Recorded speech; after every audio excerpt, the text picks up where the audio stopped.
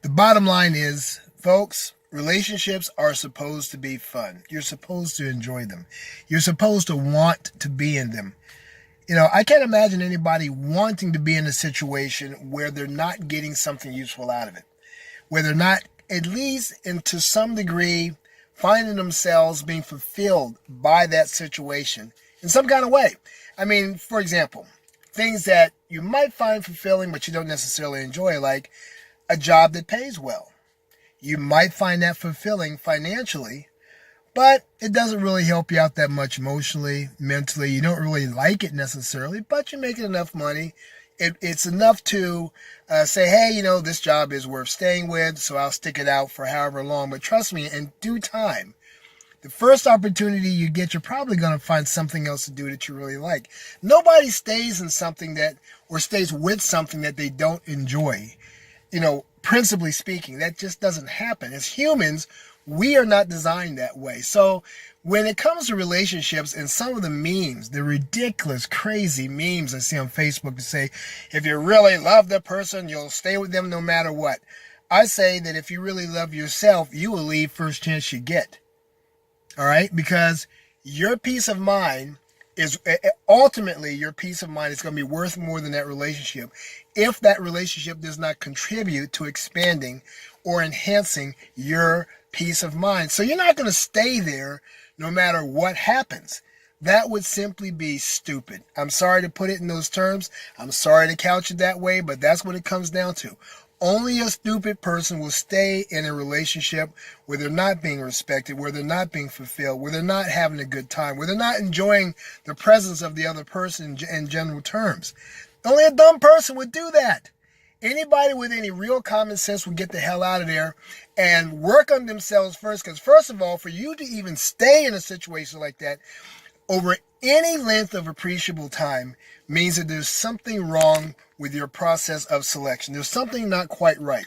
So you're going to have to leave that situation, vacate it, and outside of the context of a relationship, you're going to have to try to figure out what it is that you've been doing wrong and where it is that you're coming up short in your character and your personality that allows you to do that, and then backfill whatever gaps you find with common sense, with self-love, and with self-respect.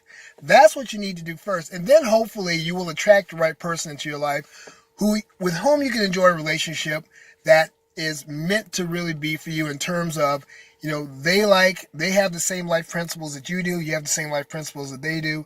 And you guys enjoy seeing each other all the time. You guys enjoy being around each other as opposed to being with somebody that you don't like. Here's the problem. And when it comes to liking people, there's a big difference between liking somebody and loving somebody. Liking somebody is almost trivial in a sense because you can lose your affection for a person. That's where affection comes from. Affection doesn't come from love necessarily. Affection comes from how much you have an affinity for another person, how much you like them. So if you have a lot of affection for somebody under certain circumstances, let's say when you guys go out to have something to eat, or you're out at a movie, or you're recreating or something, but then other times that affinity or that fire in your belly that causes you to like to be around them fades because of other unsavory parts of their personality that make being around them very difficult, then liking doesn't carry you very far. You can love a person by what you do for them. You can still not like a person, but still love them because you'll continue to do things for them that enhances their life, even though possibly and very likely a lot of the things in your life are suffering because of this individual. That's not a situation that you want to be in. You want to be in a situation where you both generally like the person a lot, hopefully, and that you can find loving the person fairly easy. That's another reason why you never stay with a situation so-called no matter what, because you wind up compromising your ability to love the person. And essentially, when you're loving somebody or doing for somebody constantly who really doesn't appreciate you, you're actually working against your own best interests. You're serving their interests, but you're actually working against your own best interests. You're not really looking after yourself. So you don't want to be in a situation where you're giving all this love, but you're not getting anything back from it because you're having a hard time just liking the person.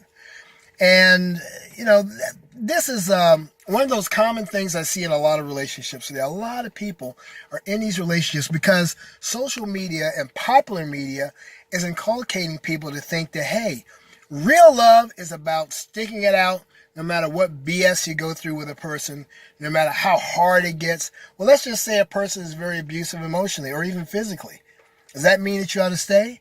No, it means you ought to vacate. But yet a lot of people stay. Why? Because to them, their staying is evidence of how much they love the person. And a lot of people really start to believe that if you love somebody enough, they will love you back equally and everything's going to be fine. But no, really, the only thing that you're doing is setting yourself up as an emotional punching bag, if not a literal physical punching bag. That's all you're doing. That's why, again, it's not good to stay in a situation that does not serve you. And it's not good to remain in a situation where your level of service on behalf of the other person is not appreciated, is not understood, and is really, in many respects, is not welcome. Because that's what it always comes down to. How welcome are you really in that other person's life? And if you are welcome, why are you welcome there? Is it for the right reasons or for the wrong reasons? Again, this is why you don't stay in a relationship no matter what happens in it. Because your peace of mind, your self-dignity, and your self-respect are valuable commodities that you have to use to get anywhere in this life.